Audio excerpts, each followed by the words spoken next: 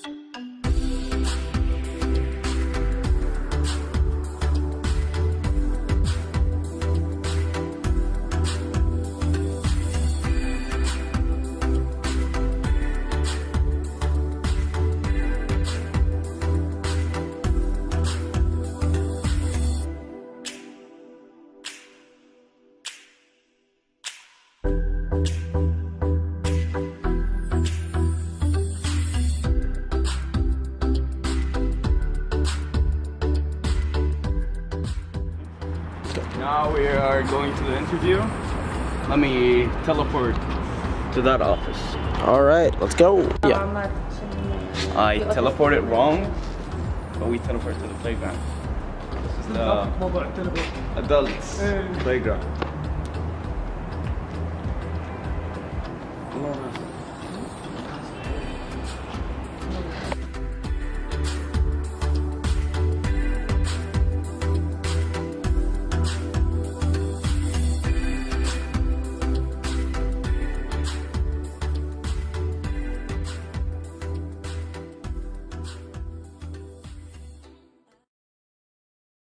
Hi. Hello. Would you like to introduce yourself? I'd be delighted to. My name is Dr. Linda Falk, and I am from the United States, various cities in the United States, but most recently I'll say Miami because that's where my son lives and is going to school in Miami. One of the best states. Yes. You like it. The beach. The beaches are just the best, aren't they? Yeah. Well, I'm glad you've been there and hope you'll return many times.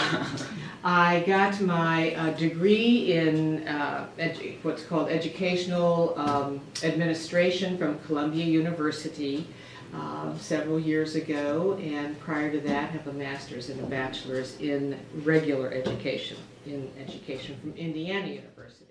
So, about the government perspective on this, Yes. would you say that the Kuwaiti government is trying to look out for this problem right now? Absolutely, absolutely, and they have been since 2010.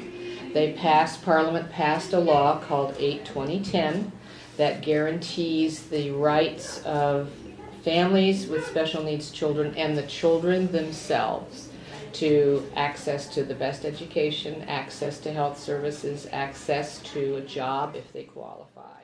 So that's one of the differences between the government school and here. So, what is your most effective program that you're having right now at the school?